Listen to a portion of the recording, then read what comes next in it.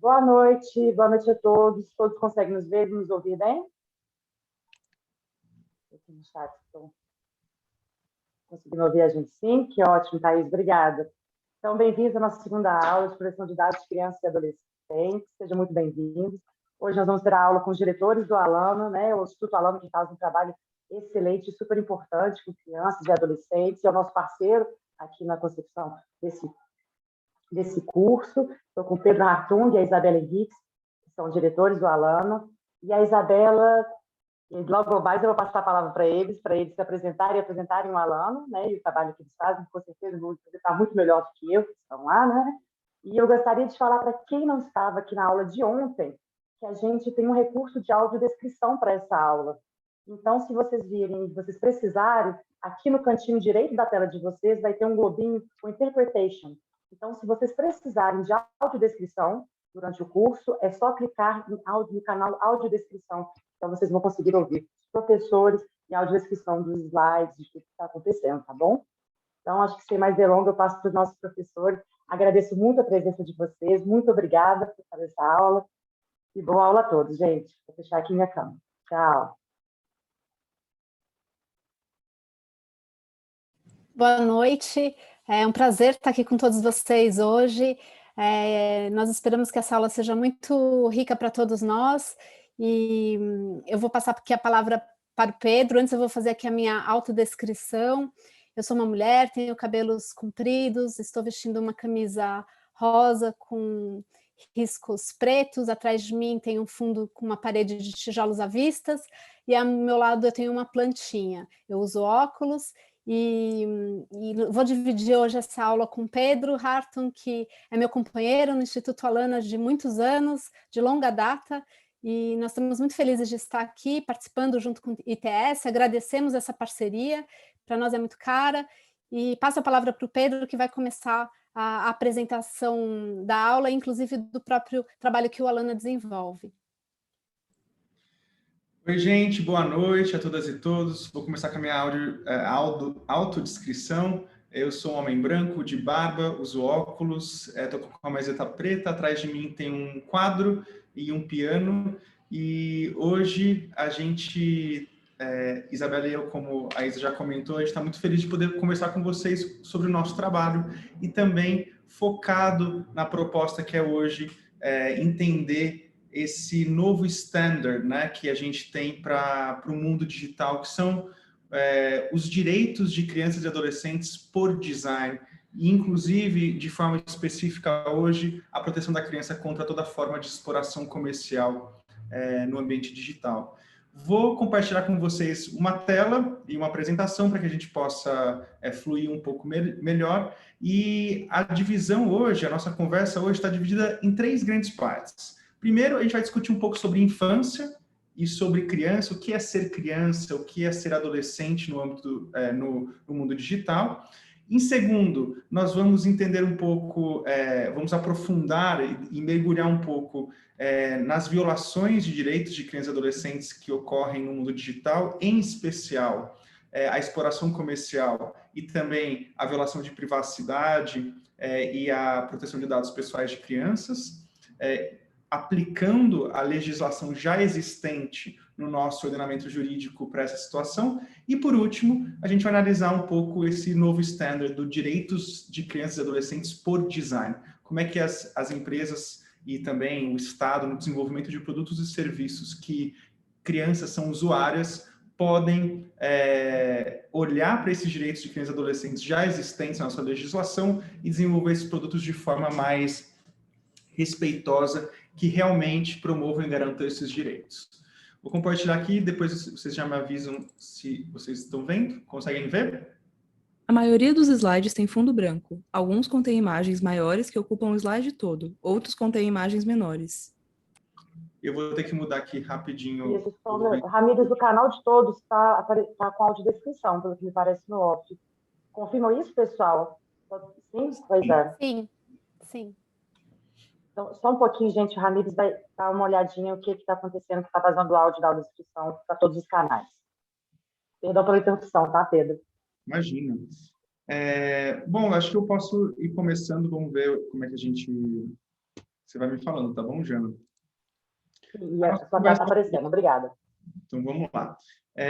Isabela e eu, nós falamos do Instituto Alana, que é um sistema de organizações que atuam pela defesa e promoção dos direitos da criança. Nós temos o Instituto Alana, que é uma organização do terceiro setor, né, não governamental, que atua com diferentes programas, projetos e plataformas. O Alana Lab, que é uma rede de empresas de impacto social positivo, com a Maria Farinha Filmes. E a Alana Foundation, que é uma fundação que busca, por meio da filantropia, fomentar pesquisas de grande impacto social, também com essa missão de honrar a criança. E a gente tem no Instituto Alana diferentes programas que atuam nesse ecossistema de promoção e defesa de direitos, mas eu queria destacar um com vocês, que é o programa Criança e Consumo, que tem essa missão já desde esse ano, completam 15 anos de existência do Criança e Consumo, e tem essa missão de refletir sobre o consumismo na infância, e o fenômeno da publicidade infantil, que é aquela publicidade que fala diretamente com o público menor de 12 anos de idade. Foto de uma menina em uma loja de brinquedos. Eu acho que continua vazando a audiodescrição. Se você preferir, eu posso pausar um pouco, o que vocês preferem.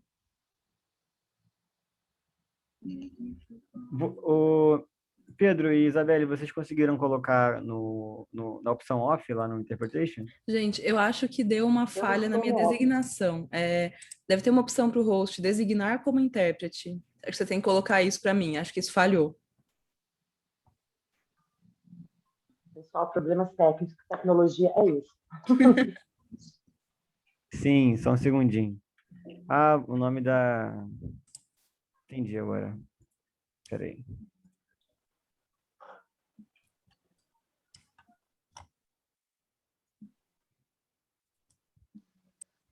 Pronto.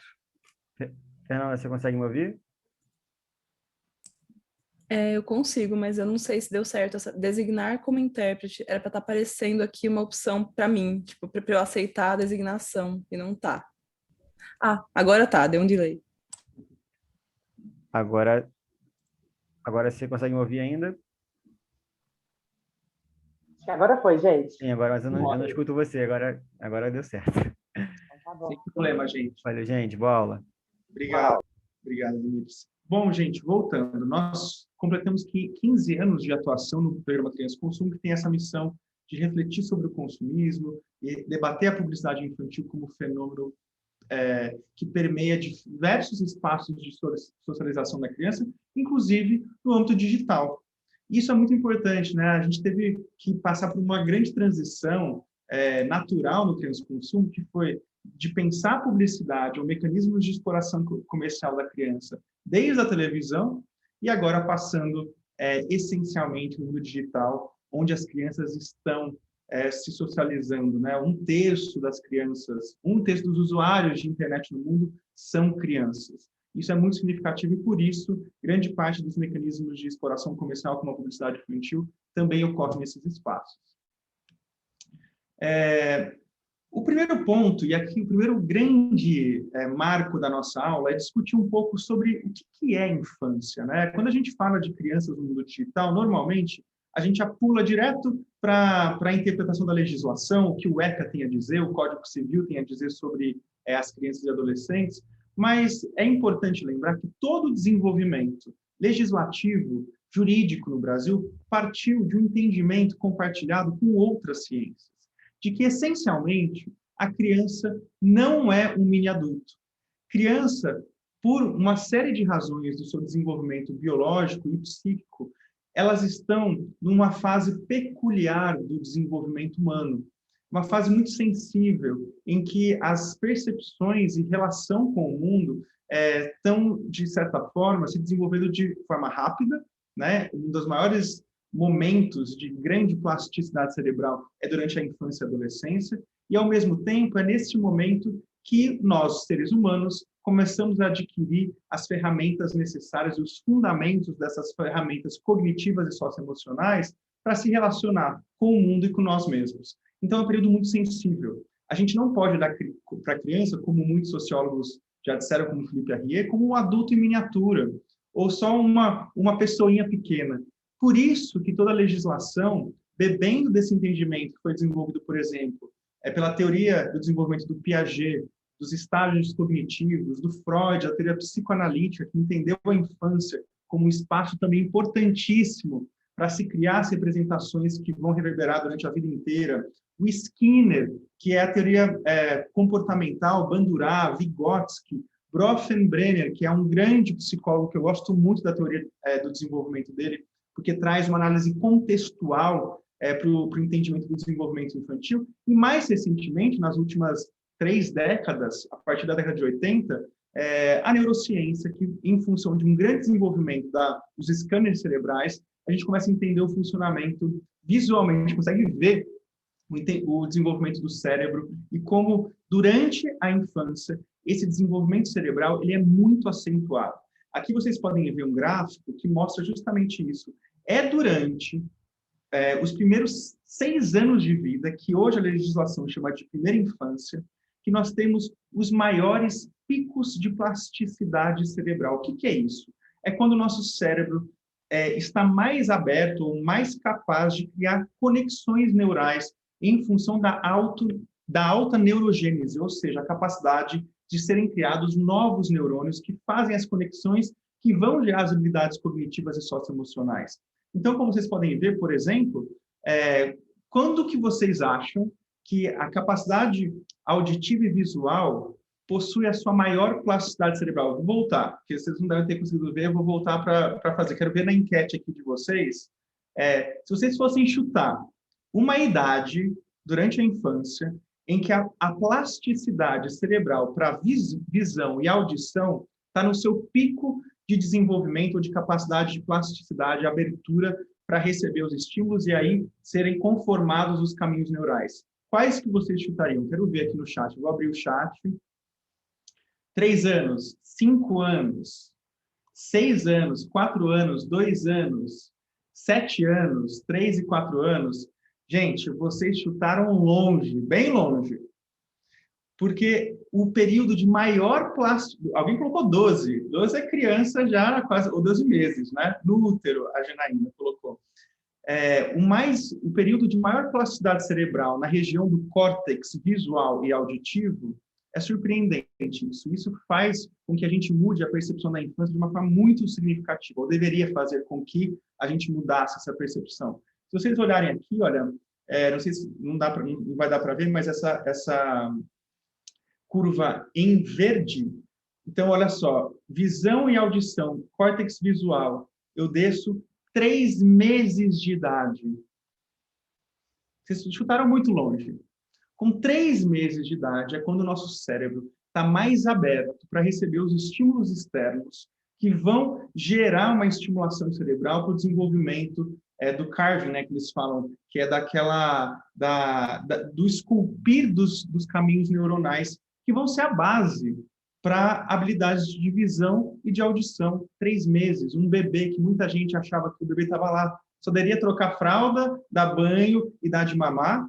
É nesse momento que ele deve receber, ou que ele pode, e que vai ser muito bom para ele receber estímulos de conversa, de sorriso, de canto, de estímulos visuais, diferentes luminosidades, que permitam que essa capacidade auditiva e visual possa se desenvolver.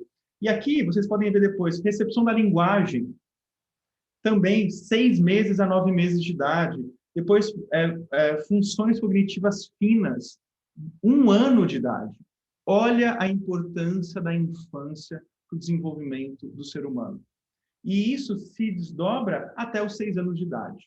6 anos de idade são um dos períodos mais importantes do desenvolvimento humano. Depois disso, a gente tem períodos de poda neural, a gente tem períodos de uma adensificação dessa massa encefálica e dos caminhos neurais, mas que vão ser construídos de um jeito como se fosse uma casa.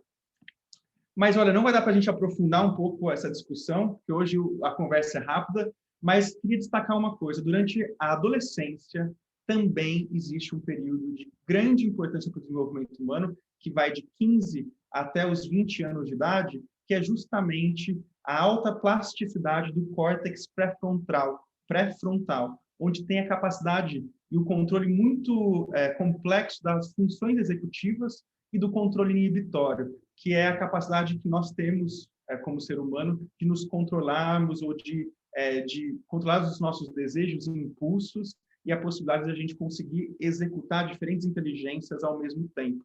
E é justamente durante a adolescência que isso está se formando e se conformando. Então é importante a gente pensar isso quando a gente fala de adolescentes e uso de redes sociais ou mecanismos de design persuasivo e como os adolescentes também são vulneráveis aos nudges, né? Ou o design desse ecossistema digital altamente persuasivo que se utiliza justamente das suas vulnerabilidades. Não é à toa, como vocês podem ver nesse gráfico, que é justamente nesse espaço de consolidação do córtex pré-frontal e do sistema límbico que tem as maiores vulnerabilidades dos adolescentes, como depressão, abuso de substâncias e autoflagelo. Então, é importante que a gente possa olhar para isso quando a gente está falando de adolescente no âmbito digital. E, por fim, nessa primeira parte, lembrar que não é só de neurônio que se faz uma pessoa.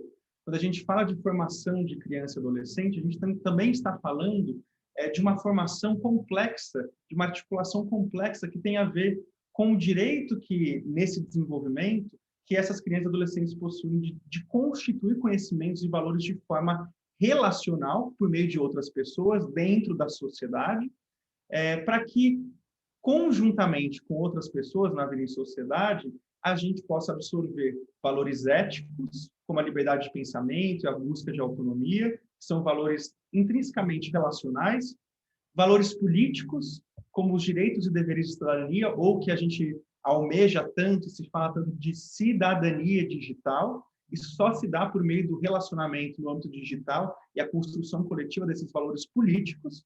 E, por fim, valores estéticos, como a própria beleza. O que é belo para um não é necessariamente para o outro. E essa busca de autonomia, inclusive na acepção estética, é fundamental e faz parte do desenvolvimento e do crescimento de indivíduo durante a infância e adolescência. Então, pensar design é discutir também valores éticos, políticos e estéticos. Isso quem traz muito para a gente, a própria Regina de Assis, que é uma grande especialista sobre mídia para a infância e conteúdo para a criança, ela traz isso de maneira muito bonita. Para além disso, e depois, na verdade, de todo esse desenvolvimento histórico, né, das áreas de psicologia e pedagogia, nós, do direito, e também o sistema político durante a Constituinte, aqui Ulisses de Guimarães, durante a Constituinte de 87 e 88, inaugurou uma reforma mesmo, uma mudança no sistema, na doutrina de proteção integral, que originou o artigo 227, que é um dos artigos mais importantes da Constituição, porque nele está expresso que é dever da família, da sociedade, incluindo empresas, e do próprio Estado, garantir com absoluta prioridade os direitos de crianças e adolescentes, todos os seus direitos fundamentais, inclusive alguns direitos específicos, como o direito à vida, à saúde, à alimentação, à educação, ao lazer, à profissionalização, à cultura, à dignidade, ao respeito, à liberdade e à convivência familiar e comunitária, que é um direito fundamental específico para crianças, além de colocá-los a salvo de toda forma de negligência, discriminação, exploração, inclusive a comercial no mundo digital, violência, crueldade e opressão. E esse movimento histórico de reforma do entendimento de como a gente olha para a criança modificou muitas coisas. Criou o que a gente chama de doutrina da proteção integral da criança, modificando o entendimento anterior do Código de Menores, que era uma lógica anterior ao ECA, ao Estatuto da Criança e Adolescente, que via as crianças como seres menores, seres que devem só receber proteção, são objeto e não sujeito de direitos, objeto de proteção, ou delinquentes, que merecem uma situação irregular e que devem sofrer uma intervenção institucional, serem colocados nas FEBEMs, que foram criadas para proteger, na verdade, os adolescentes inicialmente, depois, durante a ditadura, teve uma volta autoritária, mas estou dizendo isso que muito do que hoje a gente entende por criança vem do artigo 227 no mundo jurídico. E é fundamental que a gente possa compreender a importância desse artigo, o desdobramento dele no Estatuto da Criança e do Adolescente e na Convenção sobre os Direitos da Criança, mostrando para nós que existe já um arcabouço muito consistente e muito sólido sobre a proteção da criança na nossa sociedade, que deve ser, sim, aplicado ao mundo digital, junto com as novas leis que versam de forma específica sobre esse mundo digital. Então, LGPD, Marco Civil da Internet, vem complementar esse arcabouço já muito consistente sobre a proteção da criança em diversos contextos que estão expressos no artigo 227, no Estatuto da Criança e do Adolescente e outros documentos desse sistema normativo. Inclusive, fica uma dica, gente, é muito importante que a superação dessa, e que a gente possa aplicar esse novo direito da criança, inclusive no nosso linguajar. A gente, no direito, não usa mais a palavra menores, porque está muito relacionado ao Código de Menores. Então, hoje, quando a gente fala de criança, inclusive no âmbito digital e também em outros espaços de observação da relação da criança com outros espaços, a gente utiliza simplesmente, de forma simples e tranquila, crianças e adolescentes, que às vezes parece uma coisa técnica falar menor, né? Porque é ainda muito presente no sistema jurídico esse termo. Mas justamente para separar o Código de Menores da nova doutrina de proteção integral, nós utilizamos crianças e adolescentes. E nesse sentido, o artigo 227 foi revolucionário porque, além de estabelecer obrigações para o próprio Estado, ele estabeleceu para entes privados, como a própria família, e também espaços da sociedade. Esse é o modelo ecológico contextual do Bronfenbrenner, que eu comentei com vocês, que a criança tem que ser observada, a sua proteção, em diferentes contextos. E foi isso que ele fez, e é por isso que a gente tem que pensar a proteção da criança não só de uma forma exclusiva no indivíduo, mas também pensada nos seus contextos, porque um dos outros elementos importantes do entendimento do desenvolvimento infantil é entender que existe uma conjunção de fatores entre natureza, ou seja, genética, e relações de cuidado, ou ambiente de cuidado. E é isso que conforma o ser humano, é a relação forte entre natureza e cuidado, ou em inglês eles chamam de nature e nurture. E é por isso que, para cuidar das crianças, nós precisamos, além de cuidar de quem cuida delas, como as famílias, cuidar do próprio ambiente de socialização onde elas estão. E se elas estão, preferencialmente, especialmente, inclusive durante a pandemia, no ambiente digital, nós precisamos olhar para o design, para como esse ambiente digital foi estruturado, qual é a arquitetura que se formou nesse ambiente digital. É uma arquitetura protetiva que considera a criança, considera uma criança em uma situação de estágio peculiar de desenvolvimento, considera as suas vulnerabilidades. Se vocês fossem olhar hoje em dia como está estruturada a arquitetura da internet, ou não só da internet, porque a internet a gente nem sabe onde está, né? Porque hoje em dia é aplicativos. A gente não surfa mais na internet. A gente entra na internet por aplicativos específicos e redes sociais. Se vocês fossem analisar, foram aplicativos desenvolvidos pensando no trânsito de crianças e adolescentes, considerando todas essas particularidades do desenvolvimento infantil? Certamente e infelizmente não. O que a gente vê hoje no ambiente digital é uma reprodução de valores ou de estruturas que foram se sedimentando ao longo da nossa história. E hoje essa sociedade informacional, hiperconectada, ela perpassa o que muitos sociólogos chamam a famosa sociedade do espetáculo, que é o Guy Debord, né, que vem discutir essa amplificação das pessoas como mídia, da espetacularização da vida privada e o borramento, né, da vida privada da vida pública, e como isso está se glamourizando, se tornando espetáculos, né, da vida privada, e também do hiperconsumo, como Gilles Lipovetsky, por exemplo, analisa nos livros de Felicidade Paradoxal, Sociedade do Hiperconsumo, mostrando que nós vivemos hoje em relações sociais pautadas pelo hiperconsumo. E o mundo digital, ele foi se arquitetando justamente com essas premissas, baseadas em relações de hiperconsumo, né? Não é à toa que a maioria os grandes objetivos dessas plataformas é gerar e movimentar a roda do consumo, por meio de publicidade, por meio das compras diretas em aplicativos, enfim, esquecendo potentes formas de manifestação humana que foram pensadas justamente, inclusive, no nascimento da internet. E hoje, infelizmente, nós temos a prevalência de um modelo de negócio digital baseado na exploração comercial. E isso seria uma outra conversa se a gente estivesse falando aqui somente de adultos. que possuem autonomia e uma relativa maior capacidade, relativa porque ainda é questionável, maior capacidade de resistir aos estímulos, aos nudges, ao design persuasivo, a toda forma de efeito rede que se gera no uso das internets. Mas agora, o que a gente quer falar com vocês, a gente está falando de crianças e adolescentes, 0 a 18 anos, que estão numa fase muito sensível do desenvolvimento e reagem a esses estímulos, a esse design persuasivo, a essa forma de exploração comercial no mundo digital, de uma forma também muito sensível e que gera consequências muito significativas e danosas para o seu desenvolvimento.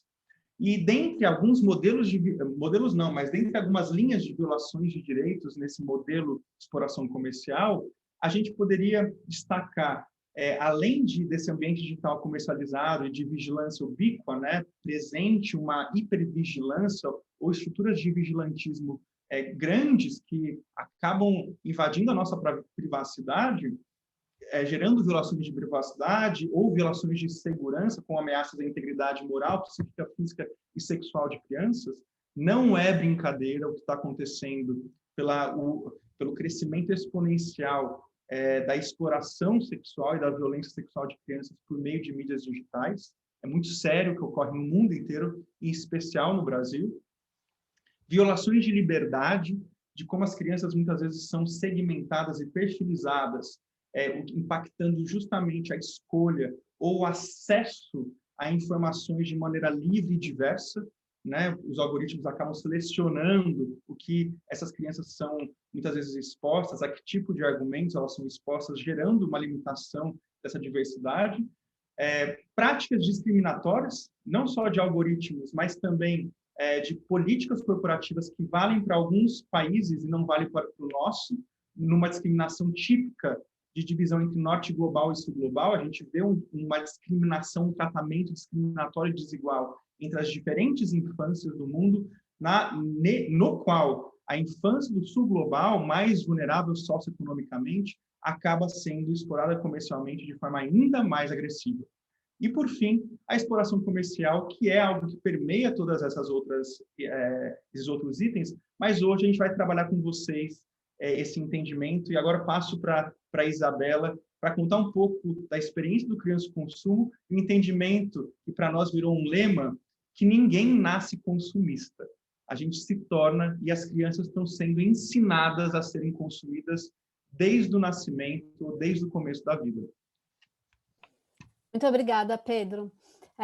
Vale a pena contar que o programa Criança e Consumo do Alana, ele há 15 anos, ele trabalha o tema do consumismo na infância, e o grande foco do programa é justamente fomentar a reflexão sobre o impacto que a publicidade, que a comunicação mercadológica, que toda essa exploração comercial que acaba atingindo as crianças, principalmente as mais novas, mas também os adolescentes, quais são os impactos que tudo isso gera nessa sociedade que o Pedro tão bem nos trouxe, que é essa sociedade do hiperconsumo. E cada vez ela, por conta dessa ubiquidade da internet, ela está em todos os espaços, né? Então hoje a criança ela acaba sendo assediada por essa sociedade de consumo, não só nos ambientes em que ela frequenta, como na escola, como nos parques, nos ambientes públicos e privados, mas também pela internet em todos os lugares em que ela está na internet, né? Então, seja nas redes sociais, muitas vezes até mesmo por meio de plataformas que estão relacionadas a atividades educacionais. Então, a gente tem um cenário de muita exploração comercial focado, olhando para a criança, tratando a criança como uma consumidora. O mercado, de uma certa forma, ele olha para a criança como a consumidora do presente, a consumidora do futuro, esse adulto que será o consumidor dessa marca, que desde a infância deve criar vínculos com uma marca para levar para a idade adulta esse vínculo, essa familiaridade com determinada marca, e também o mercado enxerga a criança como uma promotora de vendas. Isso faz com que a criança receba um assédio mercadológico de diversos produtos e serviços, e não só de produtos e serviços que são focados na infância especificamente. E como o Pedro trouxe esse cenário, e é um cenário muito presente neste momento em que nós estamos vivendo, nós temos hoje 1/3 de todas as crianças, de todas as pessoas usuárias de internet no mundo, sendo crianças de 0 a 18 anos, como o Pedro mencionou. Isso faz com que a gente tenha na internet um volume muito grande de pessoas num período de desenvolvimento físico, psíquico, biológico e cognitivo peculiar, um período, como o Pedro trouxe para nós, que é muito sensível e que tem épocas que são janelas de oportunidade, de plasticidade cerebral, que são muito importantes, nos quais essas pessoas estão em uma situação de maior vulnerabilidade, né, em que o ser humano está num período de maior vulnerabilidade.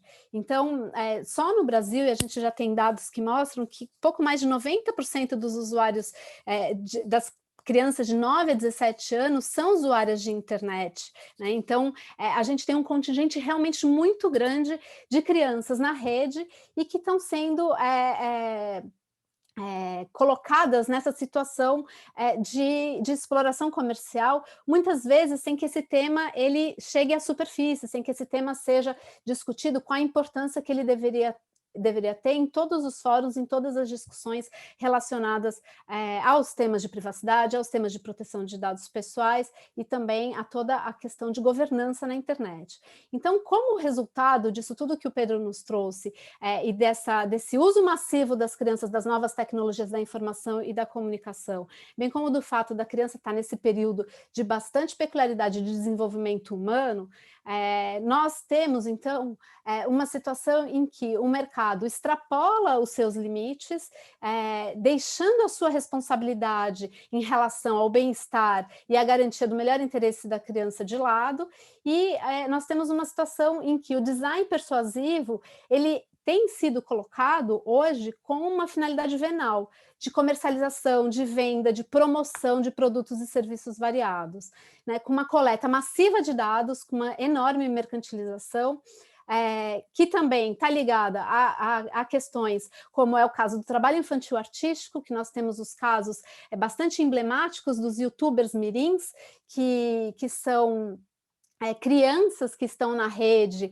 e que se transformam em pequenas celebridades e que são seguidas por milhares de outras crianças e que acabam tendo seus direitos violados, tanto a criança que está do lado da tela anunciando os produtos para essa imensa audiência que ela conquista, mas também em relação às crianças que assistem a essas publicidades, a essas informações que são passadas por estarem num período de vida no qual elas ainda não têm ferramentas suficientes para compreender toda essa complexidade desse sistema econômico, desse novo sistema econômico baseado na vigilância, né? Numa vigilância também ubíqua. Então, nós temos a situação de muita publicidade, não só a publicidade que de alguma forma se diz claramente como publicidade, que vem a público e que fala que é uma publicidade no sentido de mostrar um produto com muita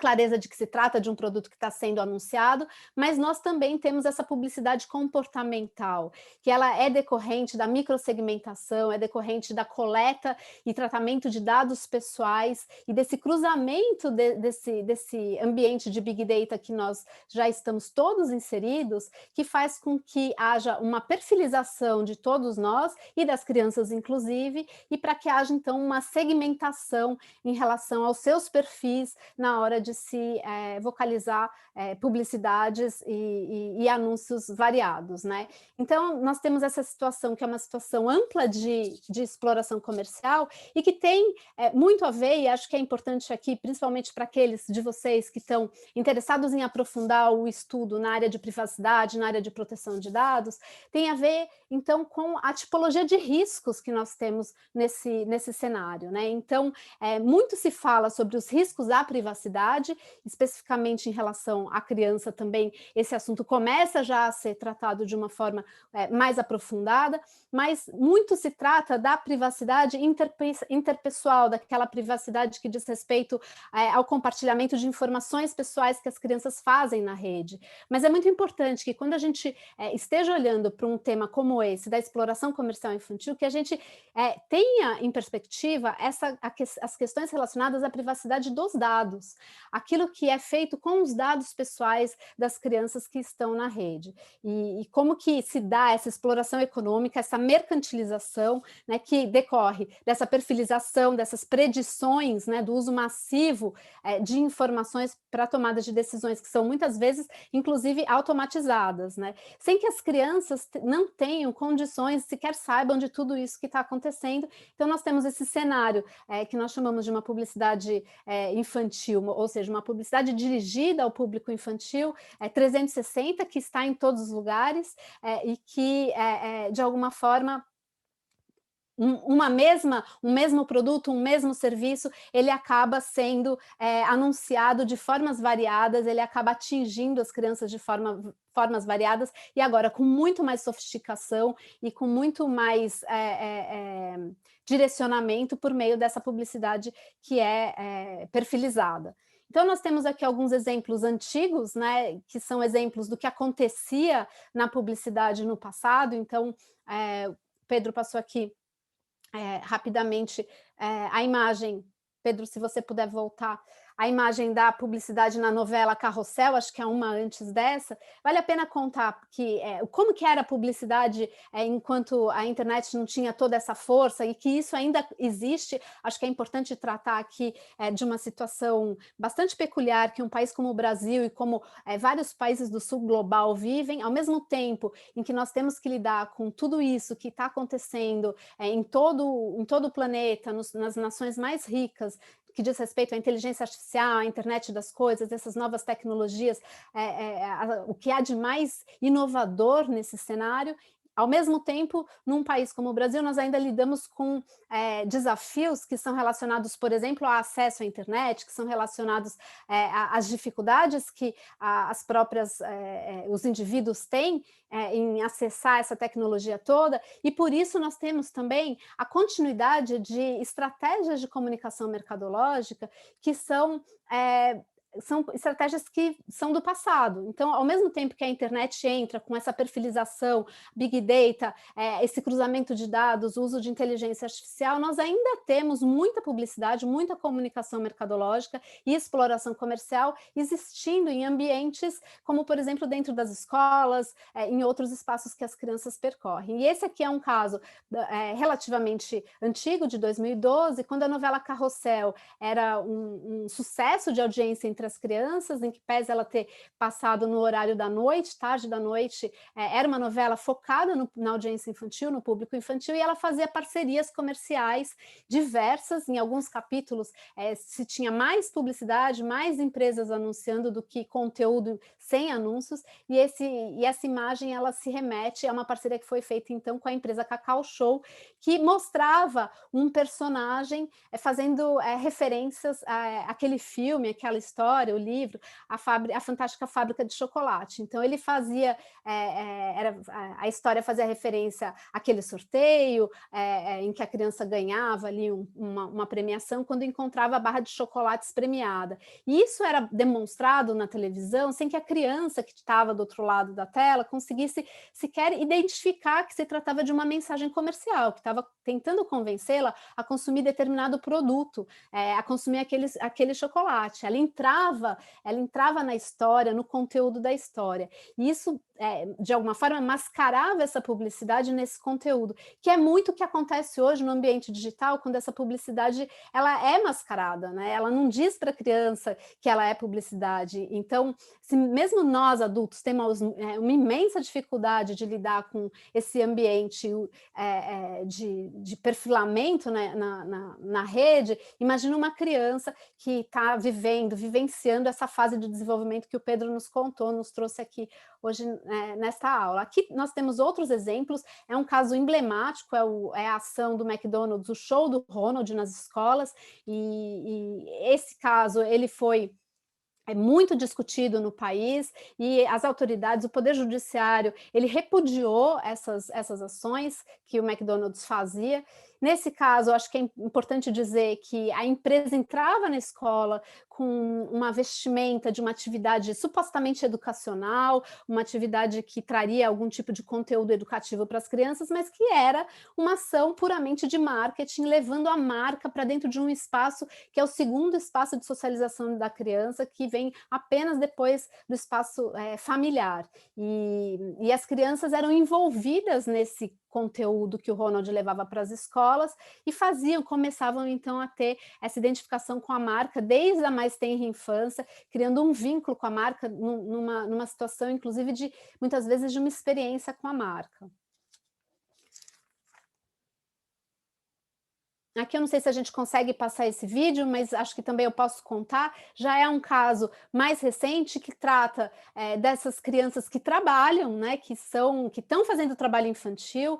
Trabalho infantil artístico, ele é uma exceção permitida, no sentido que o nosso ordenamento permite que haja o trabalho infantil artístico, para que exista a representação da criança nas artes, então seja no teatro, seja na televisão, então numa novela, numa peça teatral, num filme, é possível e é muito bem-vindo que haja a representação da criança nesses ambientes, porque a criança faz parte da nossa sociedade, ela existe dentro da nossa sociedade, então é importante que ela tenha essa representatividade nesses ambientes, daí porque é possível que haja o trabalho infantil artístico, mas para que ele aconteça, é importante que haja uma autorização judicial, no sentido de que todos os direitos daquela criança que está trabalhando, fazendo aquele trabalho artístico, sejam contemplados, eles sejam respeitados. Então, ela deve ter garantia da sua hora de lazer, da sua hora de estudo, ela não pode ter uma carga horária que seja incompatível com a sua idade, com a fase de desenvolvimento no qual ela está. Então, para isso, existe essa autorização judicial. E no caso do que acontece na internet, em que celebridades, então, em que crianças que são influenciadores mirins, muitas vezes com um volume de audiência enorme, de milhares de outras crianças, muitas vezes essas crianças não têm autorização judicial para fazer esse trabalho artístico. E quando que se confirma o trabalho artístico? Quando essas crianças são remuneradas, quando elas estão ali sendo remuneradas numa atividade constante, como o caso de alguns desses exemplos que a gente traz aqui. Aquele exemplo da Monster High, da Mattel, é um exemplo bastante interessante. São esses casos todos que nós estamos trazendo aqui, são casos que foram levados para o Poder Judiciário e que já têm decisões bem interessantes. Aqui acho que o Pedro conseguiu passar, enfim. Eu não sei, eu não consigo ouvir o áudio. Mas esse aqui é um caso da LOL, que é uma boneca que vem dentro dessas camadas de plástico, não sei, para quem tem criança por perto conhece, são umas bonecas bem pequenininhas, que têm milhares de acessórios, e essa é uma estratégia de comercialização que mistura a estratégia da celebridade infantil, desse influenciador mirim, com a estratégia de unboxing, que são quando aqueles vídeos em que as embalagens são abertas e que o conteúdo dessas embalagens, ele é mostrado para a audiência que está assistindo. As crianças adoram isso, esses vídeos de unboxing, eles são muito populares entre as crianças, e todas essas aparições dessas crianças mirins, desses influenciadores mirins, muitas vezes youtubers mirins, que têm os seus canais e que têm a sua audiência, essas crianças são remuneradas, elas recebem das empresas para fazer esses anúncios, para fazer essas publicidades, que são publicidades mascaradas, que não estão identificadas de nenhuma forma, elas não contam para aquela criança que está do outro lado do vídeo que se trata de uma comunicação mercadológica. Existe uma pesquisa que foi feita, inclusive lançada pelo Ministério da Justiça, e foi feita pela Universidade Federal do Ceará, que mostra que mesmo as crianças com mais de 9 anos, 10 anos, 11 anos, elas têm dificuldade de identificar esse tipo de mensagem comercial que acontece no ambiente online. Então, quando a gente está tratando desse tema da exploração comercial infantil e olhando para as várias possibilidades de como que esse fenômeno acontece, é importante que a gente olhe, sem dúvida, porque acontece em relação à privacidade, em relação à proteção de dados das crianças e como que esses dados são cruzados e como que se dá esse perfilamento, mas também para essas outras iniciativas que se remetem àquela publicidade mais tradicional, que fala diretamente com a criança por meio de um vídeo, mas que não que é camuflada e que, a nosso entender, é uma publicidade absolutamente abusiva, especialmente quando dirigida ao público com menos de 12 anos de idade. E aí nós temos, então, uma lista daquilo que nós entendemos como algumas das consequências desse direcionamento de mensagens publicitárias ao público infantil, né? Então, como que essa exploração comercial ela afeta diretamente as crianças, criando valores consumistas, né? Então, na grande maioria das vezes, essas publicidades, essas comunicações, elas falam para as crianças, não como eu vou dizer aqui, mas de forma muito mais sofisticada, que para ela ser legal, que para ela ter amigos, para ela brincar, para ela conseguir brincar, muitas vezes, ela precisa daquele brinquedo, que se ela não tiver aquele brinquedo, a brincadeira não vai ser legal. Se ela não tiver determinada roupa, as amigas dela não vão gostar dela. Se ele não tiver um determinado par de tênis de uma marca, ele não vai estar integrado no grupo dele. E aí essa publicidade ela também traz essa formação de valores para a infância, considerando que as crianças estão massivamente, não só na internet, mas em outros meios de comunicação. A criança brasileira é ainda uma criança que assiste muita televisão, em que pese ela cada vez mais está imersa nas novas tecnologias digitais, ela acaba recebendo esse conteúdo de várias formas, e isso acaba contribuindo para a formação da sua subjetividade.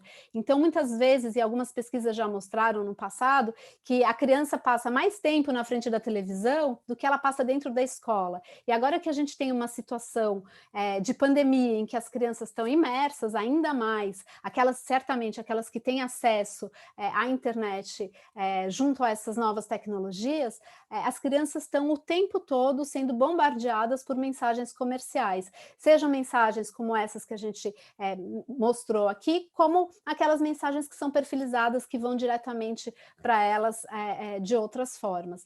A gente tem aqui toda a discussão relacionada essa segmentação de gênero, a publicidade faz muito isso, existem algumas pesquisas que trazem esses dados, para quem tiver interesse também, fico super à disposição para trazer mais informações sobre esses temas. Então é uma publicidade que olha para a menina de uma forma e que olha para o menino de outra, né, e que faz essa diferenciação na sua comunicação.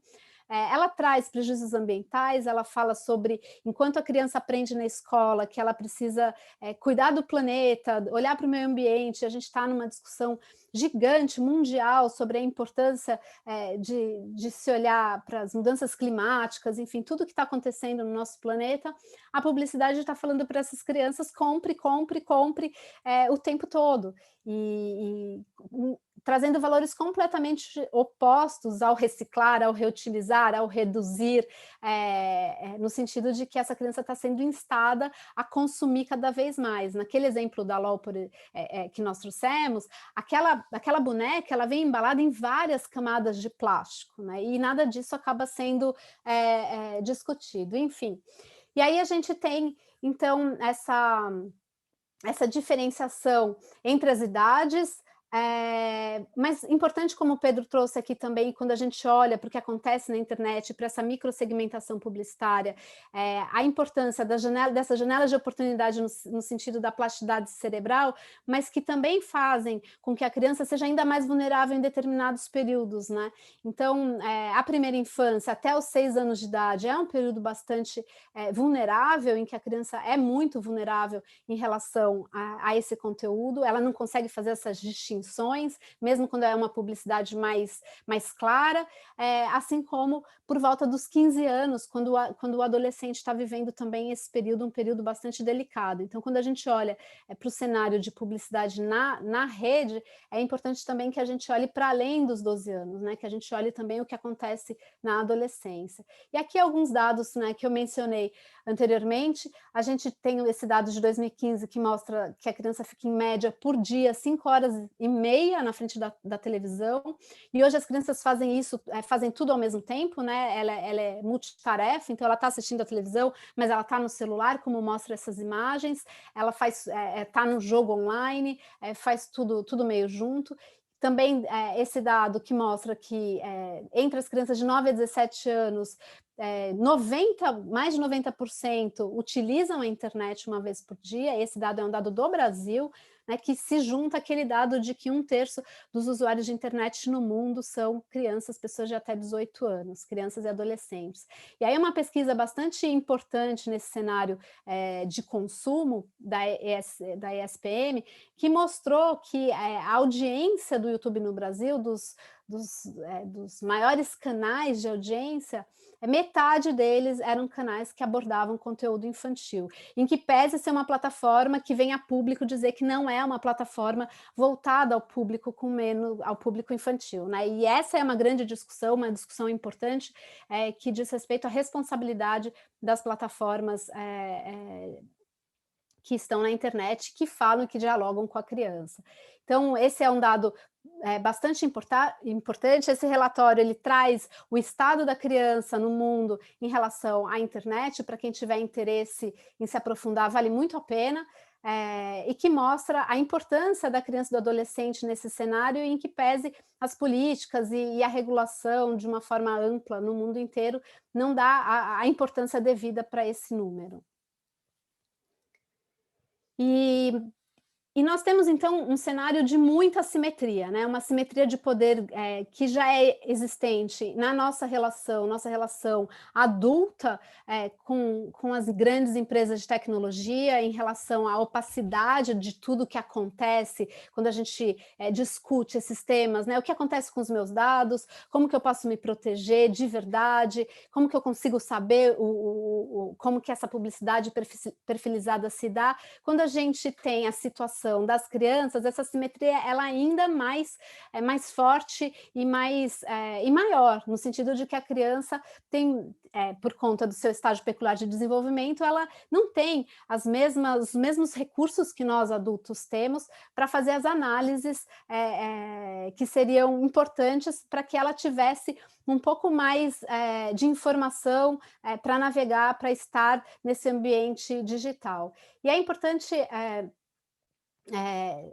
trazer que, de alguma forma, a gente vive numa sociedade que sempre vai trazer como uma responsabilidade por isso, sendo da família, sendo da mãe, ou da escola, no sentido de que não seria uma responsabilidade das plataformas, então, ou das grandes empresas de tecnologia que estão fazendo design desses produtos que são lá na frente utilizados e consumidos por crianças massivamente, né? Então, a gente tem uma situação em que a educação para as mídias, a media literacy, ela é muito trazida nesses debates, e sem dúvida nenhuma é muito importante que haja uma alfabetização das crianças para as mídias, é muito importante que haja uma educação para as mídias, que as crianças não só saibam lidar com essas ferramentas do ponto de vista técnico, mas que elas também consigam fazer as interpretações, que elas consigam fazer as leituras e fazer uma análise crítica de tudo isso.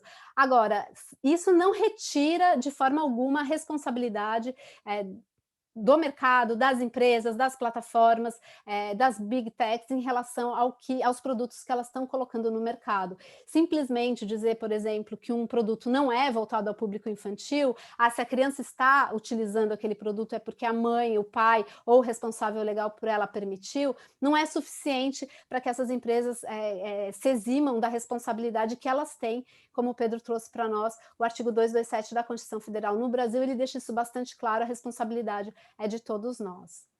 Isa, eu só queria a gente fazer um parênteses aqui. Tem muitas perguntas no chat, o pessoal está participando bastante. Estou tentando aqui fazer uma sistematização do que foi, do que está sendo colocado aqui. Mas acho que nessa parte da família é muito importante a gente fazer esse recorte. Muita gente perguntou aqui, né? Trabalho infantil, o que acontece com essas famílias? Será que a gente não tem que responsabilizar as famílias por isso também? E aqui, na mesma linha, talvez um pouco... trazendo um olhar para o que você já falou sobre essa extensa responsabilização exclusiva da família e dos educadores, porque a resposta que a gente sempre ouve é educomunicação, literacia midiática, a mãe tem que saber dizer não. É sempre culpa da mãe, né, gente? Numa sociedade machista, quando acontece alguma coisa com a criança, cadê a mãe dessa criança? A mãe tem que saber dizer não. Os pais não estão educando essa criança. E, sem dúvida, a família, como a Isa falou, tem uma responsabilidade. Contudo, e aqui acho que é um dos grandes pontos que a gente gostaria de deixar com vocês hoje, é impossível a gente responsabilizar, é muito injusto a gente responsabilizar exclusivamente as famílias pela intensa responsabilidade de proteger seus filhos no ambiente digital. Tem que ser uma responsabilidade compartilhada. A gente não pode utilizar uma coisa que a gente vai falar mais para frente, que é o consentimento centrismo. Tudo se resolve pelo consentimento parental. Infelizmente, não é assim que a gente vê a possibilidade das famílias, primeiro, acompanhar, segundo, conhecer, em função da alta opacidade do funcionamento do mundo digital, nem as famílias muitas vezes conseguem entender os termos de uso, de privacidade. Então, essa ideia de que consentimento resolve tudo é um mito. E que a gente precisa buscar outras bases legais para compreender a relação da criança, inclusive na proteção dos seus dados pessoais, como a gente vai falar agora mais para frente sobre a discussão da LGPD e como aplicar isso. Mas queria trazer um pouco isso. E, por fim, muita gente perguntando sobre trabalho infantil aqui, e vamos só lembrar, por exemplo, trabalho infantil. Quando a gente pensa no modelo tradicional de trabalho infantil, como, por exemplo, crianças em fábricas ou numa carvoaria, que ainda, infelizmente, ocorre no Brasil, a gente responsabiliza exclusivamente as famílias ou também o dono da fábrica, o dono da carvoaria? Então, por que a gente não está responsabilizando os detentores da plataforma, as plataformas, por estimularem ou possibilitarem essa monetização por meio do trabalho infantil artístico de forma massiva, que não é um fenômeno que está circunscrito como era antigamente, é massivo, permeia uma série de famílias, né? Então, qual forma que a gente deve olhar para isso e trazer a responsabilidade para as plataformas na regulamentação dessa atividade? Porque, como a Isa comentou, é possível trabalho infantil artístico, desde que autorizado por instâncias competentes como a autoridade judicial, que vai fazer uma análise de cada caso, de como se esse trabalho infantil artístico está atrapalhando ou não o desenvolvimento educacional dessa criança, a convivência com outros espaços. Porque, gente, a realidade de influenciador mirim, vocês devem conhecer, é constante, não só de gravar vídeos, mas responder comentários, participar de forma extensa, extenuante de atividades laborais. E o que isso impacta para o desenvolvimento integral, educacional desses indivíduos, né?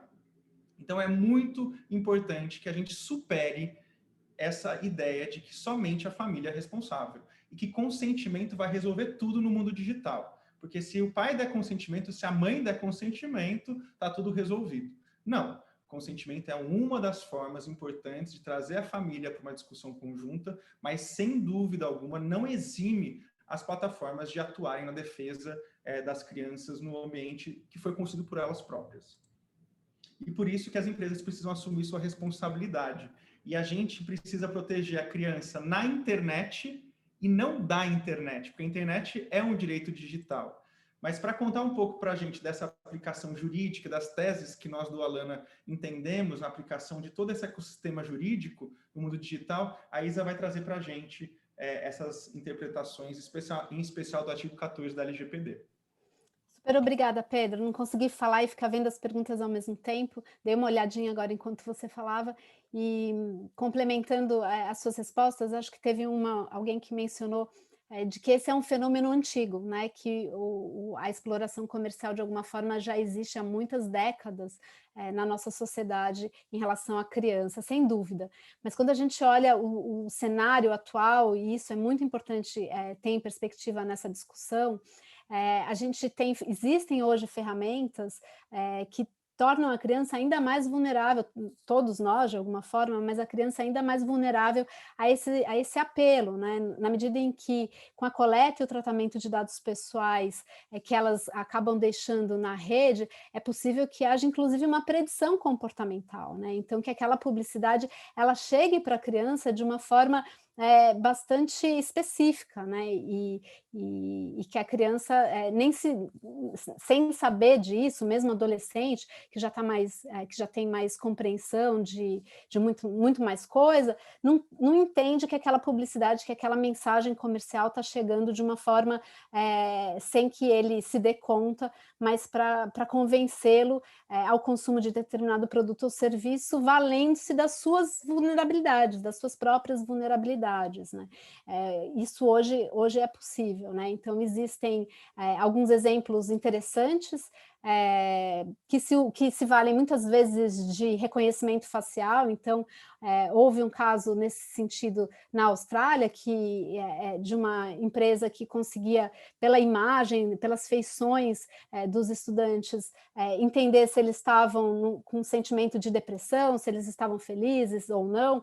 E aqui, mais recentemente, no Brasil, no julgamento do caso do metrô da Via 4 em São Paulo, que também tratava de reconhecimento, né, de coleta de dados de expressões faciais, inclusive de crianças também, né, e que foi repudiado, foi rechaçado pelo Poder Judiciário, ainda numa decisão de primeira instância, mas no sentido de que esses dados estavam sendo coletados para fins de se avaliar se aquela publicidade fazia sucesso, né, se ao fechar as portas do metrô era captada então essa imagem das pessoas usuárias do metrô quando elas viam determinada publicidade, né? E isso dava uma informação, produzia dados em relação àquela publicidade. Então, o nível tecnológico que nós temos hoje, ele é muitíssimo aprimorado em relação ao que existia décadas atrás, é incomparável. E isso deixa todas as pessoas, mas as crianças ainda mais, numa situação de hipervulnerabilidade.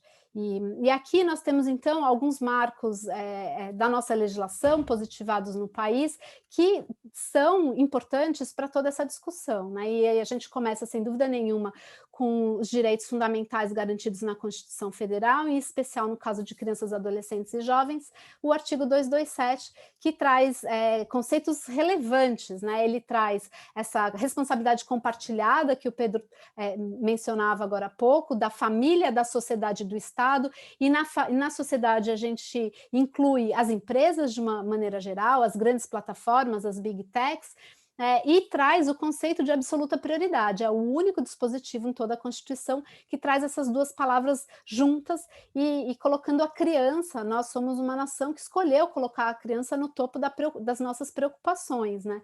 Em que pese, na realidade, no dia a dia, a gente ainda, infelizmente, vivenciar uma série de violações aos direitos de crianças e adolescentes no país. Mas isso é a norma positivada e é ela que vai dar o tom para todas as outras legislações que estavam naquela outra lâmina. Pedro, se você puder voltar um pouquinho, só para eu passar por elas.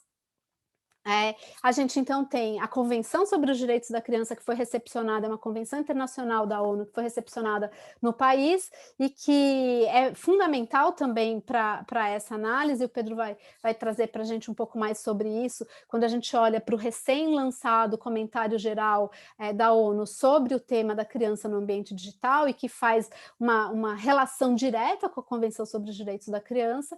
Nós temos o Estatuto da Criança e do Adolescente, que traz, então, um novo paradigma dos direitos da criança no país, da proteção integral, junto com o artigo 227 da Constituição Federal.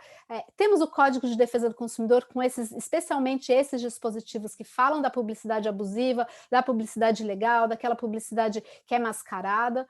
O Marco Legal da Primeira Infância, que já olha para essa vulnerabilidade da criança nos primeiros 6 anos de vida dela, em relação a esse valor consumista, né, no sentido de que isso não deve ser explanado, não deve ser apresentado para as crianças.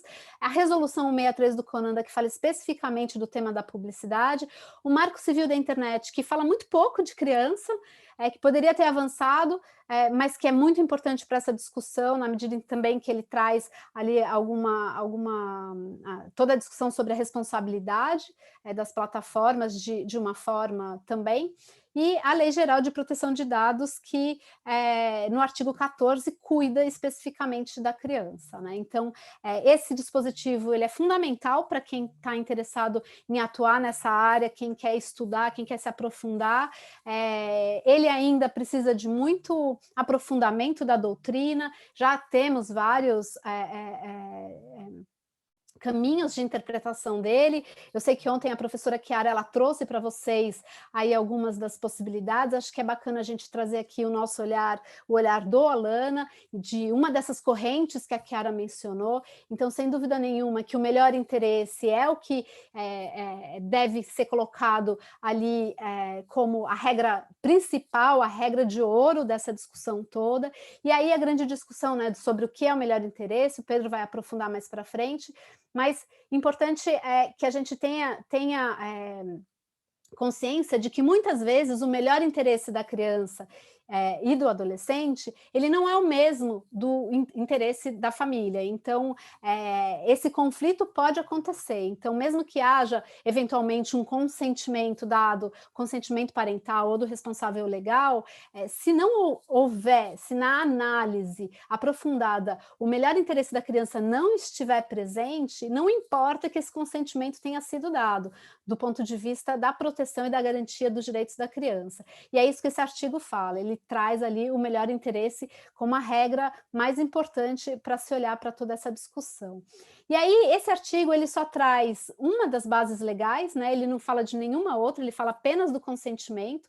Nós entendemos que outras bases legais são imprescindíveis também no campo da proteção de dados pessoais, e diante da classificação desse consentimento como específico, em destaque, assim como acontece no artigo 11, que trata dos dados pessoais sensíveis, nós fazemos essa conversa com esses dois dispositivos, no sentido de que as outras bases legais que poderiam ser aplicáveis à criança e ao adolescente são aquelas bases legais do artigo 11 que trata dos dados pessoais sensíveis.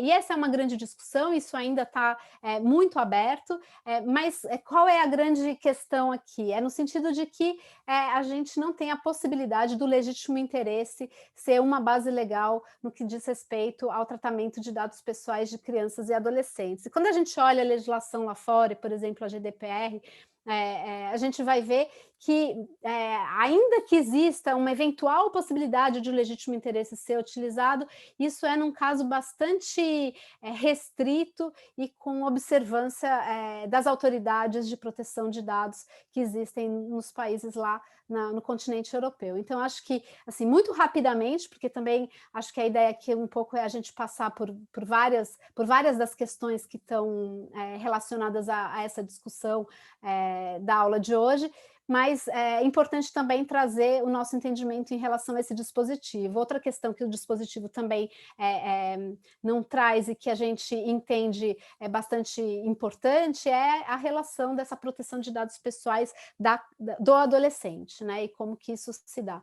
Então, também chama aqui a atenção para a inovação que o legislador fez lá no último parágrafo, de dizer que as informações relacionadas ao tratamento de dados pessoais de crianças e adolescentes, elas devem ser também feitas de forma que se garanta o entendimento, a compreensão da criança, pela criança. Isso é muito importante, porque isso diz respeito, está ligado diretamente a esse entendimento de melhor interesse da criança, trazendo a criança para participar dessa conversa, trazendo o adolescente para participar dessa conversa.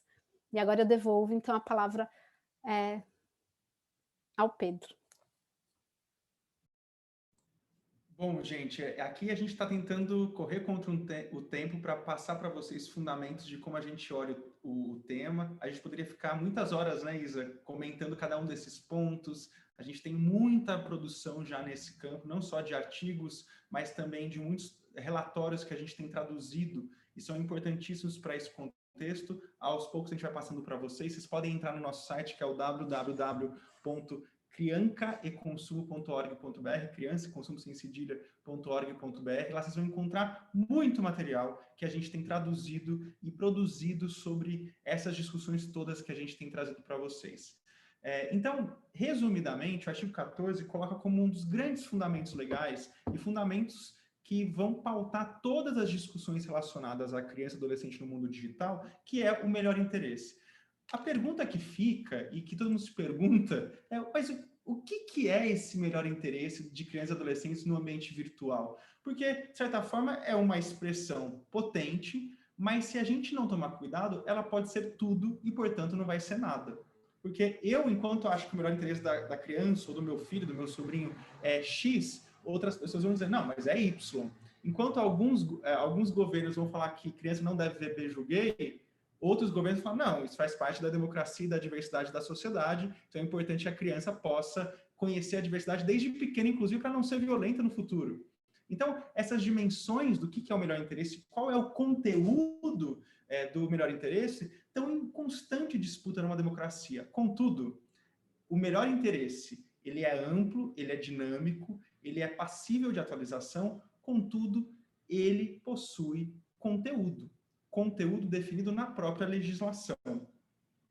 Então, e só lembrando, né, o melhor interesse ele veio de um conceito do common law. Common law é o direito vigente em países anglo-saxãos, como o Reino Unido e Estados Unidos ou Austrália, que vive de jurisprudência. E foi um conceito desenvolvido para permitir que nessas nascentes de jurisprudência tivesse um olhar específico para a predominância do interesse da criança em detrimento de outros interesses, inclusive de pais e mães. Como a Isa bem comentou, esses interesses podem estar conflitantes.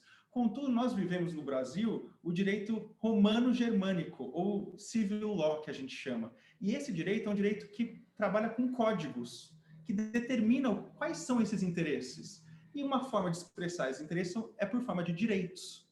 E os direitos que nós temos já, tanto na Constituição como no Estatuto da Criança e do Adolescente, são, na verdade, o conteúdo desse melhor interesse. Então, a definição do melhor interesse para a nossa legislação é a compreensão dos direitos de crianças e adolescentes. Por isso que a gente precisa sempre, quando fala de criança no mundo digital, conhecer direitos da criança. O Estatuto da Criança e do Adolescente, o artigo 227, o Marco Legal da Primeira Infância, para poder aplicar de uma forma coerente esse melhor interesse no mundo digital. E quem fez isso recentemente de forma exemplar foi o Comentário Geral 25 do Comitê dos Direitos da Criança da ONU, que é um comitê que é responsável pela fiscalização e monitoramento da implementação da Convenção sobre os Direitos da ONU nos países signatários, e é o tratado internacional mais assinado, de direitos humanos mais assinado no mundo. Só um país que não assina, que é os Estados Unidos, que não assina nenhum outro tratado de direitos humanos. E os comentários gerais são documentos oficiais normativos do comitê, deliberados pelo comitê, para aplicar a convenção a determinados temas. E o último, que foi o 25, foi justamente sobre o ambiente digital. Então, gente, a dica de ouro de hoje é que vocês leiam o Comentário Geral 25. Nós fizemos a tradução para o português, está no nosso site. A Janaína já colocou aqui para vocês, colocou de novo aqui. Vocês podem encontrar o comentário em português para entender o que é esse melhor interesse, qual que é o detalhamento e o conteúdo desse melhor interesse no mundo digital. Foi um comentário que demorou anos, foram mais de 7 anos para o desenvolvimento dele e que tem um resultado muito positivo. Certamente, por ser o mundo digital ou das tecnologias de informação e comunicação dinâmico, isso vai ser modificado e vai ser passado com as novas tecnologias que surgirem, a gente vai precisar atualizar. Então, é por isso que é importante conhecer outras iniciativas que já estão pensando em outras formas de proteger esse melhor interesse no mundo digital, como, por exemplo, o Age Appropriate Design Code do Reino Unido, que traz a dimensão do desenvolvimento de produtos e serviços por meio do design e como garantir os direitos de crianças e adolescentes nesse processo de desenvolvimento e design, e também o recente manifesto da Unicef sobre governança de dados para crianças e adolescentes, que também estabeleceu uma série de reflexões sobre a governança e o universo de dados pessoais de crianças e adolescentes no mundo digital, e também serve para constituir o conteúdo desse melhor interesse no mundo digital. Para além das legislações já aplicadas aqui no Brasil, como a Isa comentou, o Código de Defesa do Consumidor, o Estatuto da Criança e Adolescente, Marco Legal da Primeira Infância. E, por fim, porque infelizmente nosso tempo está acabando, o que a gente propõe aqui é como aplicar toda essa reflexão e esse arcabouço, o conteúdo legal, normativo, de reflexão, para o ambiente de design. Como que a gente pode estimular que as empresas, ao pensarem e desenvolverem produtos e serviços utilizados direta e indiretamente por crianças, aqui esse termo é importante, porque não é só produtos e serviços para crianças, mas utilizados por crianças, porque uma estratégia jurídica que as empresas se utilizam é dizer, meu produto não é feito para criança, meus termos de uso é para acima de 13 anos de idade, ou como era o YouTube no Brasil até janeiro do ano passado, para acima de 18 anos de idade, porque daí eu não tenho a responsabilidade de arcar com esse estabelecimento de uma idade que me obrigue diretamente a responder pelos usuários considerados crianças e adolescentes. Contudo, a nossa interpretação e na visão de muita gente pelo mundo, o fato do meu termo de uso dizer que é para a idade maior de determinada idade, mas eu tenho, na prática, efetivamente, crianças utilizando, isso já gera uma responsabilidade por essas plataformas lidarem com esses usuários. Porque se eles não reconhecem os usuários como crianças, provavelmente estão tratando esses dados como se de adultos fossem, o que é pior ainda. Então, olha só, eu lembro que a pesquisadora responsável por aquele pesquisa da SPM sobre o YouTube falava que a pesquisa dela é uma pesquisa que não existia. Porque, como ela fala de crianças no YouTube, o YouTube falava que não tinha crianças e adolescentes, então é uma pesquisa que não existia. Exatamente, a Luciana Correia. Ela sempre falava isso começando a apresentação dela. O que é muito significativo. A gente voltar e falar, não, olha, não é só produtos infantis que a gente está falando, digitais, a gente está falando de crianças como usuários. E para trazer essa reflexão para dentro das empresas, nós temos desenvolvido o entendimento de que precisamos, para além de transparência por design, né, o Transparency by Design, ou Safety by Design, que é muito já difundido na discussão sobre proteção de dados, o que nós precisamos é direitos da criança por design. Que as empresas, desenvolvedores, vocês que são desenvolvedores, vocês que são gestores de empresas de tecnologia, advogadas e advogados de empresas de tecnologia, vamos levar como uma estratégia de compliance, ou até mesmo de ESG, né, que é o novo grande totem de sustentabilidade e responsabilidade social das empresas, vamos levar essa reflexão de como aplicar os direitos de crianças e adolescentes no desenvolvimento, na pipeline de um novo aplicativo ou produto digital. Como, por exemplo, na governança corporativa, melhor interesse da criança como absoluta prioridade, integrar os direitos de crianças e adolescentes nas políticas corporativas, trazer uma perspectiva interdisciplinar para encontrar o melhor interesse da criança naquele caso, daquele produto. Não é só advogado que entende direitos da criança, gente. Precisamos chamar os psicólogos, os pedagogos. O Facebook fez isso para o Messenger Kids, que chegou com atraso no Brasil, mas eles demoraram 2 anos para desenvolver. E chamaram muitos especialistas para discutir como teria uma forma adequada de mediação parental. O duro é que eles não chamaram especialistas também do sul global e isso acaba impactando a forma da construção da segurança, né? Eles propõem que tenham 2 celulares, que a mãe ou o pai façam a mediação, mas quando chega no Brasil a gente sabe que é um celular por família. Então essa mediação parental acaba baseada em 2 devices, né? Fica muito limitado. Adoção universal das melhores políticas para todas as crianças, sem discriminação de nacionalidade, raça, gênero ou classe, porque é isso que acontece. As grandes companhias transacionais digitais, no mundo digital, são as mesmas no mundo inteiro, só que adotam políticas diferentes em países diferentes. E dizem que é culpa do governo que não faz melhores leis. Mas se elas são as mesmas empresas, elas deveriam assumir as mesmas responsabilidades com todas as crianças do mundo e não discriminar com base na nacionalidade ou porque aquele país decidiu ou entende, compreende a proteção, como a GDPR, que já saiu há muito tempo no continente europeu. O ideal é que a mesma política protetiva seja replicada em todos os espaços da mesma empresa. E, por fim, do diligence, né, para as políticas da comunidade. Além dessa perspectiva de governança corporativa, no próprio desenvolvimento do produto ou serviço, por meio da avaliação de impacto dos direitos de crianças e adolescentes, quando a gente desenvolve um produto, fazer uma avaliação de impacto, fazer ali quais são os itens que a gente precisa olhar de direitos de crianças e adolescentes, a minimização do uso de dados, considerar que a criança, por ser criança e por estar num período de desenvolvimento fundamental, tem o direito de brincar, e hoje, gente, é o Dia Mundial do Brincar. E a gente esquece disso, né? Que a criança tem o direito e, na verdade, a necessidade, não só a criança, mas o ser humano, né? Tem o sociólogo Ruizinho que fala que nós somos homo ludens e não homo sapiens. Depois assistam um filme do Alana chamado Tarja Branca, que fala justamente sobre isso. E que esse direito de brincar não pode ser limitado à coleta de dados, porque é isso que acontece.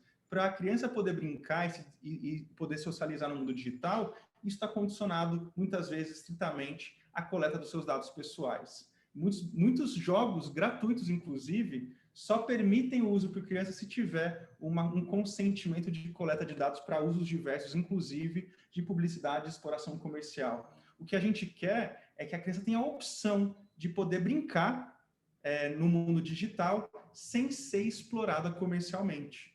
Se a internet é um direito fundamental, como a ONU entende como direito humano, ou um direito habilitador de outros direitos humanos, ela deve ser possível, a gente tem que ter escolha de estar nesse ambiente digital sem que nossos dados, especialmente de crianças e adolescentes, sejam explorados. Além disso, a necessidade de promoção de experiências com significado e não monetizáveis, as técnicas de indução, que são os nudges, né, que ocorrem muitas vezes por, inclusive, algoritmos automatizados, devem ser sempre no melhor interesse de crianças e adolescentes. A criança são também titulares, as crianças são titulares dos seus dados e, por isso, no futuro, tem o direito de apagamento ou desindexação e que possam olhar mais maduras para essa coleta e esse armazenamento e decidir sobre o contínuo armazenamento ou contínuo uso por parte dessas mesmas plataformas.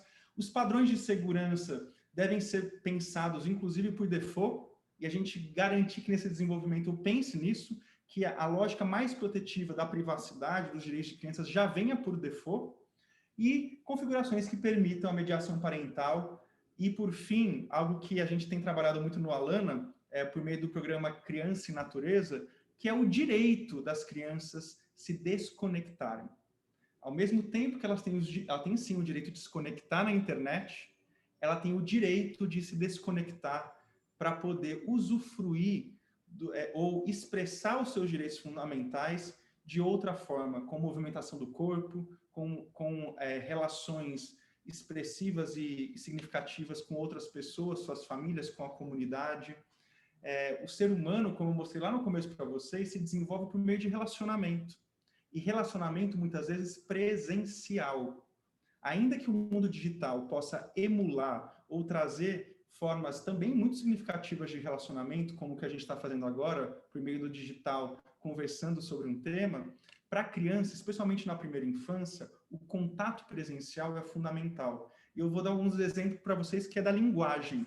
Tem uma pesquisa da Universidade de Washington que fala justamente que a aquisição de linguagem, que é a capacidade que o ser humano tem de identificar fonemas e aprender fonemas para replicá-los e aí se tornar uma forma instrumental de diálogo entre duas pessoas, essa aquisição de linguagem, ela se dá de forma presencial e não por meio de telas. Eles colocaram bebês de 9 meses na sala com uma mulher falando mandarim, eram bebês americanos, né, que falavam inglês, falando mandarim durante 2 vezes por semana, e na outra sala, a mesma pessoa gravada por meio de uma tela, falando o mesmo conteúdo com as crianças. Depois de um tempo, as crianças que tiveram a aula ou encontro presencial, tiveram na mesma região do inglês ativado quando ouviam mandarim depois de meses. A criança que foi exposta a esse conteúdo por meio da tela não teve o mesmo resultado, mostrando que a aquisição de fala vai para além da visão e audição, vai para a entonação da palavra, para a reverberação da fala no espaço e no espaço não oco, né? No espaço da presença. E isso, movimentação de músculos do corpo, tudo isso constitui linguagem, constitui aprendizagem, e por isso que crianças têm que ter o direito de se desconectarem desse mundo para vivenciar corporeamente outras experiências e outros estímulos. E a nossa proposta do Alana é que elas possam fazer isso em meio à natureza, que é o brinquedo mais completo que um ser humano pode ter, é o contato com a natureza, é se desenvolver em meio ao ar livre. E, por fim, na prestação de um produto ou serviço, quando eu já desenvolvi, então eu tenho uma política corporativa que respeita os direitos de crianças e adolescentes. O meu desenvolvimento, os meus designers, os meus desenvolvedores de produtos, os meus marqueteiros publicitários dentro da minha empresa, já olhando todo o desenvolvimento de um produto, respeitando a criança. Na hora de prover esse produto ou serviço, eu também preciso encontrar práticas de respeito aos direitos de crianças, como o não uso de dados de forma danosa ou detrimental, a identificação classificativa e indicar para as famílias, né, de forma explícita, para que idade aquilo ali, a proposta daquele jogo, daquele conteúdo, transparência, acessibilidade, legibilidade e, idealmente, sem compartilhamento de dados com terceiros, em especial dados relacionados ao comportamento da criança, dados coletados, como no caso até a professora Chiara comentou ontem, dos brinquedos conectados. Esses dados são coletados e a gente, por exemplo, tem o caso da Barbie, da Hello Barbie, que a gente chama de Barbie espiã, porque ela é vendida super barato, as famílias colocam dentro da casa, a Barbie interage, emula a interação com a criança, capta todas as informações, transcreve e envia para a Mattel e para Toy Talk, que é um terceiro que vai analisar esses dados e buscar o desenvolvimento. Então, é muito sério o que a gente está vivenciando com essa alta, ou esse hipervigilantismo ou vigilância ubíqua dessa sociedade datificada. E, por fim, nós já temos tido desdobramentos e avanços muito importantes das empresas, como, por exemplo, o próprio Google, que mudou a forma de se relacionar com as crianças depois de uma multa histórica e milionária, multimilionária, da FTC, que é a Federal Trade Commission, e agora o Google classifica todo o conteúdo, se é para criança ou não, e modificou a forma de monetização desses vídeos, o que gerou uma crise, muitas vezes, para produtores de conteúdo, mas que foi solucionada pela criação de um fundo privado, pelo próprio Google, para fornecimento de financiamento para produtoras de conteúdos infantis, o que eu achei uma excelente ideia, que a gente deve trazer para o Brasil, para que a gente não se utilize da publicidade infantil para monetizar esse tipo de conteúdo, mas busque outras formas de financiamento, seja público, que editais públicos são importantíssimos em todas as formas de produção de conteúdo no mundo, mas também editais privados, como o próprio Google. E o nosso pedido, e a grande mensagem da nossa conversa hoje, é que as empresas possam assumir a sua responsabilidade de proteção de crianças e adolescentes, guiar as transformações, porque elas são as grandes transformadoras do mundo digital e conseguem avançar rapidamente nas novas tecnologias, e garantindo que essa comunicação que hoje é feita diretamente para a criança, a comunicação comercial de publicidade infantil, seja feita para os pais e mães, os verdadeiros responsáveis. No nosso entendimento, o fim efetivo da exploração comercial é uma questão de tempo, porque a legislação já está muito presente. E o debate que hoje é mais feito no âmbito dessas discussões internacionais sobre proteção de crianças no mundo digital é o debate da exploração comercial, porque isso, sem dúvida alguma, tem sido feito sem limites. Muitas empresas estão mudando o paradigma, estão assumindo compromissos corporativos de não fazer mais publicidade infantil, inclusive no mundo digital. E, por fim, gente, e aqui a gente abre, acho que para a Isa também falar, eu não sei se tem algumas perguntas aqui, foram várias, eu vi subindo, Isa, se quiser falar alguma coisa. O que a gente quer é a transformação desse ambiente digital, que hoje é altamente comercializado e mercantilizado, que se baseia com o modelo de negócio da exploração comercial, e o design é feito para persuadir para o consumo, ou persuadir para atos venais. O que a gente quer é um ambiente digital que se transforma desse ambiente comercial, persuasivo e vigilantista para um ambiente digital educativo e promotor de direitos. Né?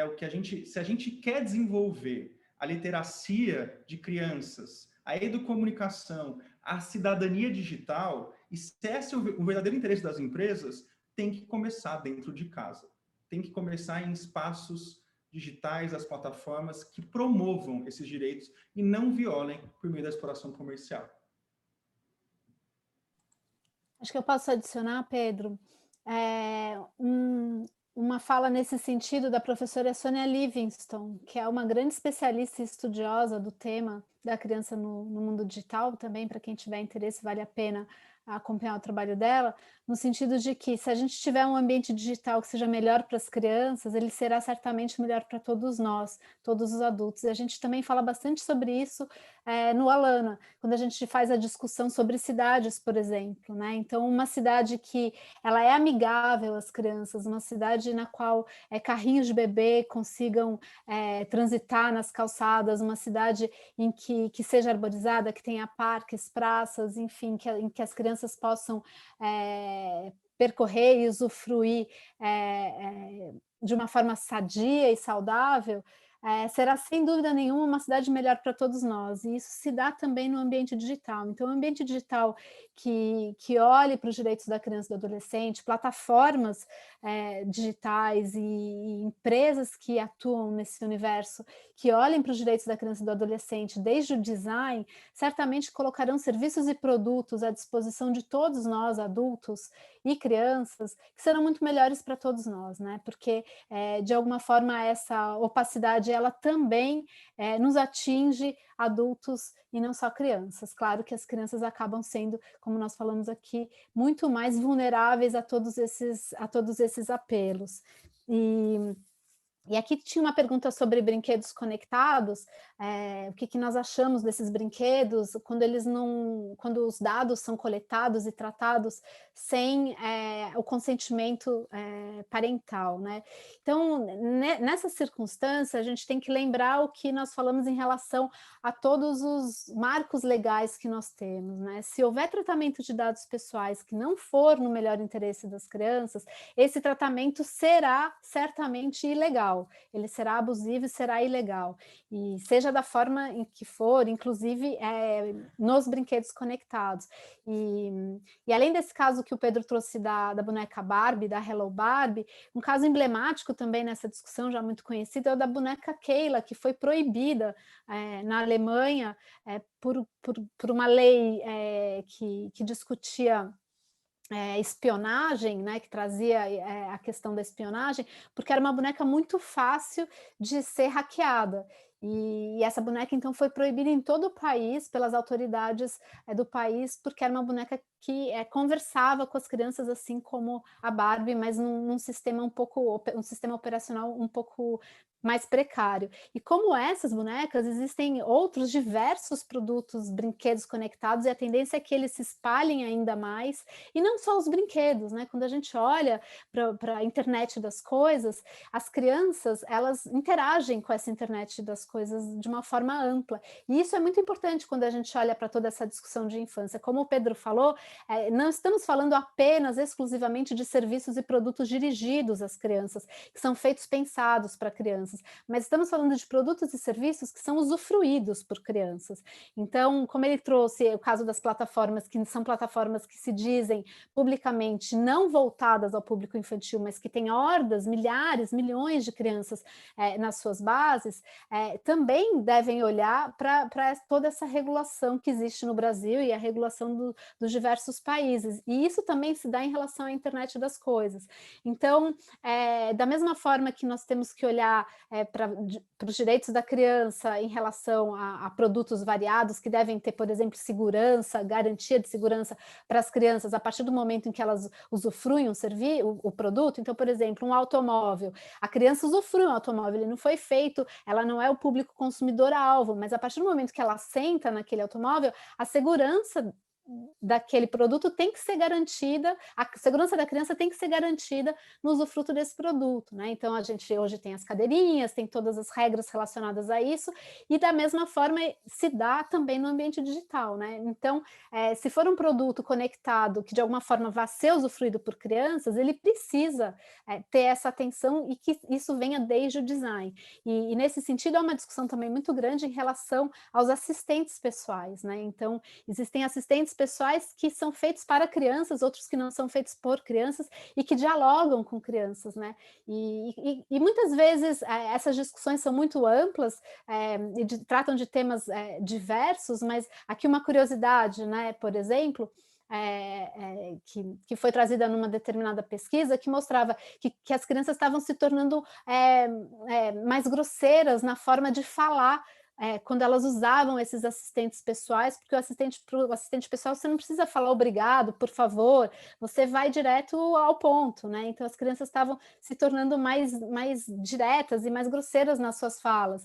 Então, uma possibilidade que foi aventada nessa discussão específica foi, os assistentes pessoais podiam vir por design, já com uma determinada, por padrão, com uma determinada formatação em que as crianças precisem falar por favor e obrigado para que a coisa funcione. Então são coisas muito simples e singelas, né, que poderiam ser pensadas, e claro que existem, claro, as questões que são muito mais profundas e muito mais complexas.